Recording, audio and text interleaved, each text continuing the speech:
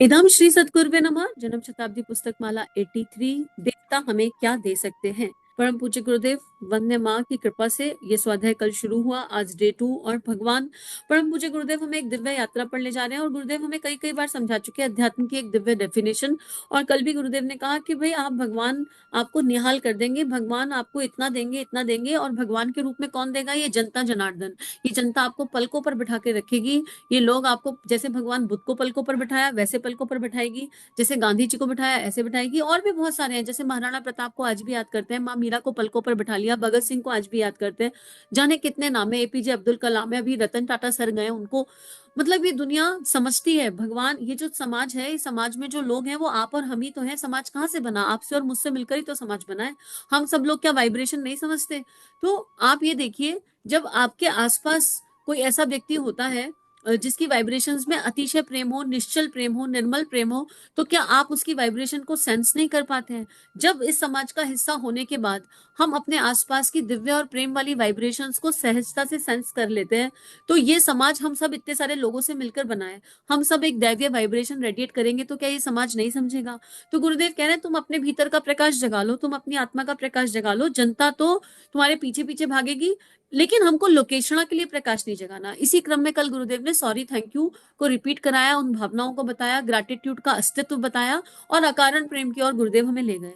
गुरुदेव कह रहे हैं अब ये देवी देवता जो हमें निहाल करने के लिए तैयार हो गए, भाई कोई पात्र होगा उसी को तो निहाल किया जाएगा। किसे निहाल किया जाएगा?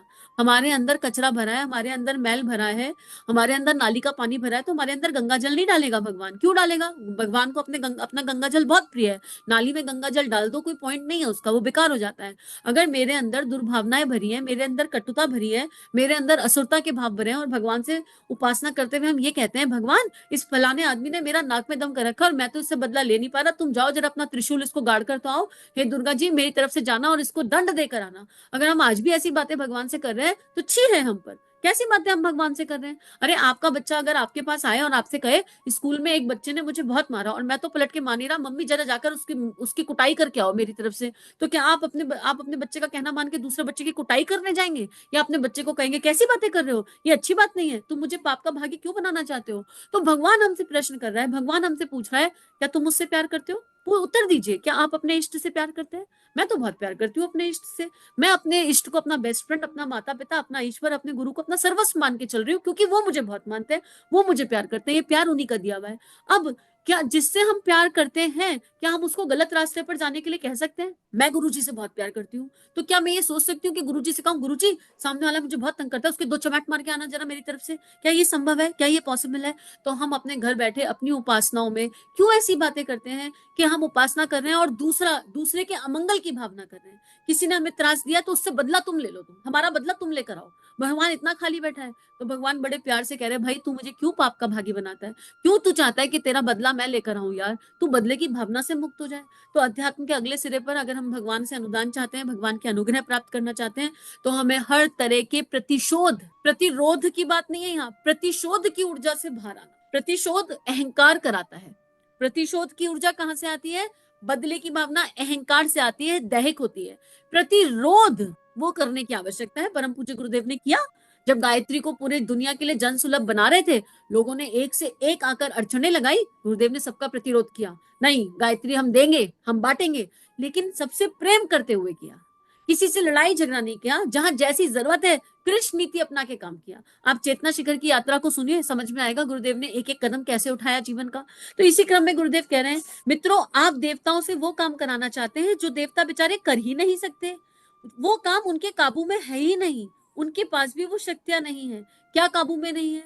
हनुमान जी, आप चाहते हैं कि हमारे बच्चे का ब्याह शादी हनुमान जी करा दें, हमारे लड़के के बाल बच्चे हो जाएं वो भी हनुमान जी करा दें। एक बार, अब गुरुदेव कह रहे हैं इमेजिन करके देखो, विजुलाइज करके देखो, एक बार हनुमान जी से हमने पूछा, यानी गुरुदेव ने पूछा, क्यों साहब, क्या ये आपका डिपार्टमेंट है लोगों के बच्चों की शादी कराना, उनके यहाँ बच्चे पैदा कराना? आप जाकर शादी ब्याह क्यों नहीं कराते? इतने सारे लोग आपसे प्रार्थना करते हैं। फिर हमने उनसे दूसरी बात पूछी, अरे शादी ब्याह हो गई, उनके यहाँ बच्चा पैदा नहीं हो रहा, लोग आपकी इतनी मनोहार कर रहे हैं, आपको सुनाई नहीं पड़ता है? आप जाके उनके यहाँ बच्चा पैदा क्यों नहीं कराते हैं? हनुमान जी ने जवाब दिया, आचार्य जी आप तो समझदार हैं, आप तो पढ़े लिखे हैं, आप अच्छी तरह जानते हैं कि ये हमारा डिपार्टमेंट नहीं है। जिन कामों में हमारा कोई दखल नहीं, कोई वश नहीं, भला उसे हम कैसे कर सकते हैं? अगर हम शादी ब्याह कराने लायक होते तो हमारा भी ब्याह हो गया होता। हम तो खुद ही कवारे बैठे हैं, हमारा ब्याह नहीं हुआ। आप इमेजिन करके देखो। तो अब देख लेना कौन से भगवान से कौन सी अर्जी लगा रहे हो। तो नाई भी आए, पंडित भी आए, उन्होंने कहा क्यों साहब आप हमारी लड़की की साथ शादी कर लीजिए। नहीं, हम ब्याह नहीं करते। हनुमान जी कह रहे हैं हम ब्याह नहीं करते। हनुमान जी ने कहा हमको तो बस एक ही चीज पता है, राम काज किए बिना मोहि विश्राम कहा। राम काज किए बिना कोई विश्राम कहा। और कोई मेरे पास आकर ये प्रार्थना करे कि मुझे राम राज्य में लगा लो, राम के काज में लगा लो, तो मैं उसकी प्रार्थना तो सुन सकता हूँ। अब बाकी लोग इतनी प्रार्थना कर रहे हैं तो मैं बहरा तो नहीं हूँ, मुझे सुनाई तो सब आता है, पर ये मेरा डिपार्टमेंट ही नहीं है। अरे यार सीधी सीधी बात है, तुमको दाल लेनी है तो तुम केमिस्ट के पास जाओगे क्या घर की दाल खरीदने के लिए? नहीं जाएंगे ना। जब हम भौतिक जीवन में सही काम के लिए सही दुकान चूज करते हैं, तुमको लैपटॉप खरीदना है तो तुम राशन वाले के यहाँ जाओगे क्या लैपटॉप लेने के लिए? हम अगर भौतिक जीवन में तुमको बाल कटाने हैं तो तुम बाल कटाने के लिए सही दुकान पे जाओगे ना, नाई की दुकान पे जाओगे, पार्लर जाओगे, या बाल कटाने के लिए जूते की शॉप पे चले जाओगे। तो फिर हम यहाँ भगवान के केस में गड़बड़ क्यों करते हैं? हमको क्यों समझ नहीं आ रहा कि हम रॉन्ग डिपार्टमेंट पर रॉन्ग चीज मांग रहे हैं। सही चीज सही जगह मांगो। भाई तुम्हारा बच्चा नहीं हो रहा, बच्चा पैदा होना है तो डॉक्टर के पास जाके पूछो कि मेडिकल इशू क्या है, और देखो कि हमारा कार्मिक पैटर्न क्या है। इसमें डॉक्टर, इसमें भगवान क्या करेगा? आपको सब कुछ कृपा से होता है, तो भैया कृपा से तो सब कुछ होता है, पर कृपा होती किस पर है? ये तो पिछले स्वाध्याय में समझाया गया था, पिछली बुक पर समझाया गया था कि कृपा किस पर होती है।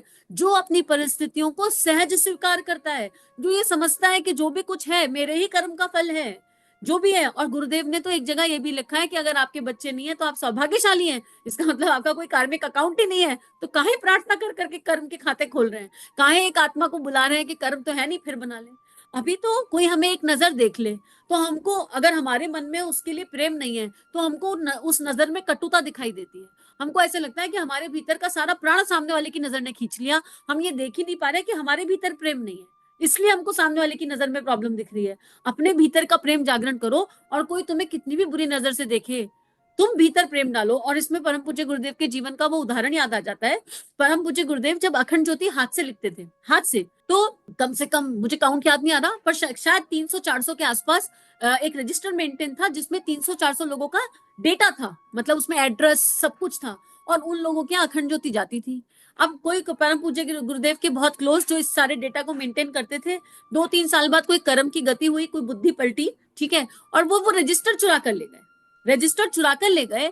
और चुरा कर लेकर उन्होंने उस रजिस्टर के बिहाफ पर गुरुजी के नाम पर लोगों से अनुदान भी मांग लिए। और परम पूज्य गुरुदेव शांत, बस प्रेम प्रेम और प्रेम।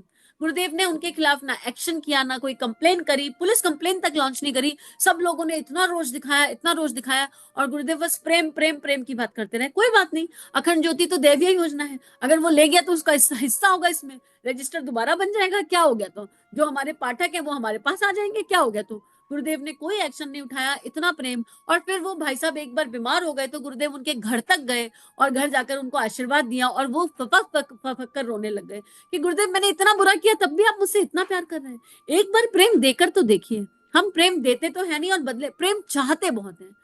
अरे प्रेम चाहने की चीज नहीं है, प्रेम देने की चीज है।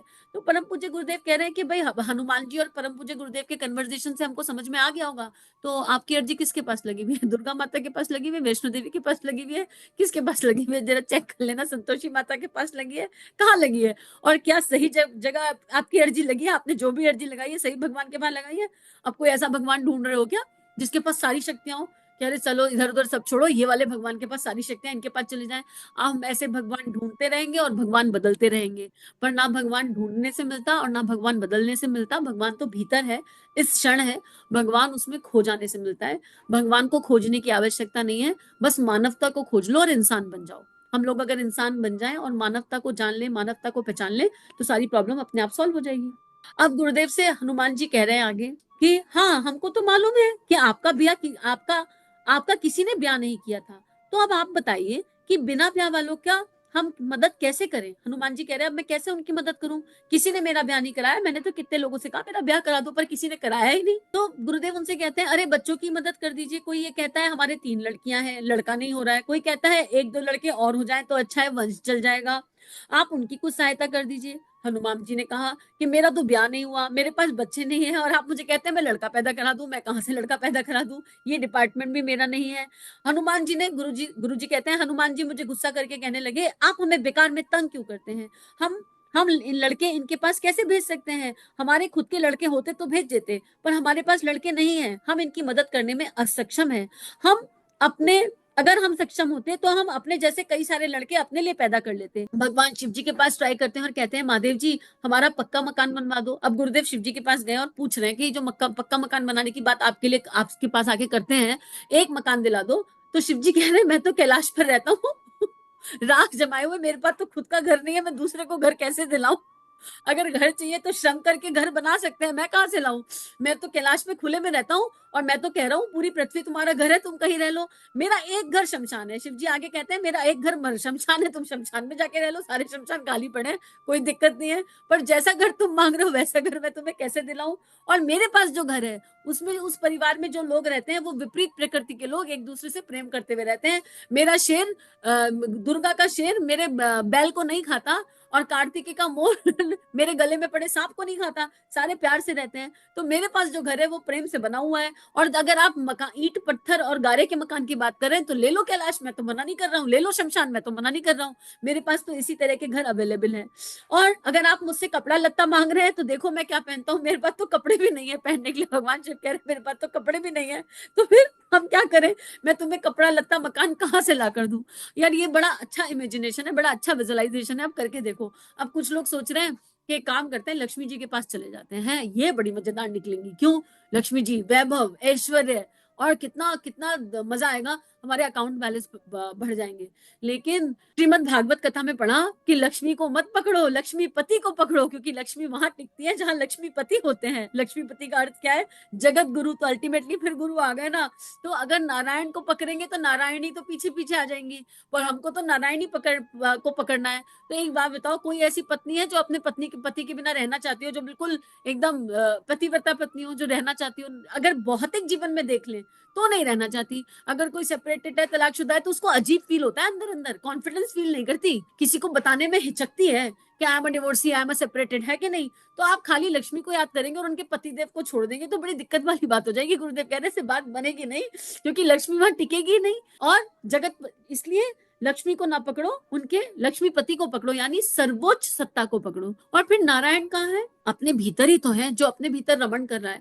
गुरु ही ब्रह्मा, गुरु ही विष्णु, गुरु ही महेश। तो अब हमको क्या करना है? आज का स्वाध्याय यहीं पर समाप्त करते हैं। हमको इमेजिन करना है कि हम कौन कौन से भगवान के पास आज तक बैठे हैं और हमने उनसे कौन कौन सी अर्जियां लगाई हैं। अब फिर डिपार्टमेंट चेक करना है कि हमने सही डिपार्टमेंट पे सही काम लगाया। अब भगवान शिव से अगर हमने कपड़े मांगे, घर मांगा, तो हमने फिर गलत जगह मांग लिया। भगवान शिव के पास अपना घर और कपड़े नहीं है, वो तो विष लेकर बैठते हैं। उनके गले में तो विष भरा हुआ है, संसार भर का विष। तो वो क्या दे सकते हैं? हनुमान जी क्या दे सकते हैं?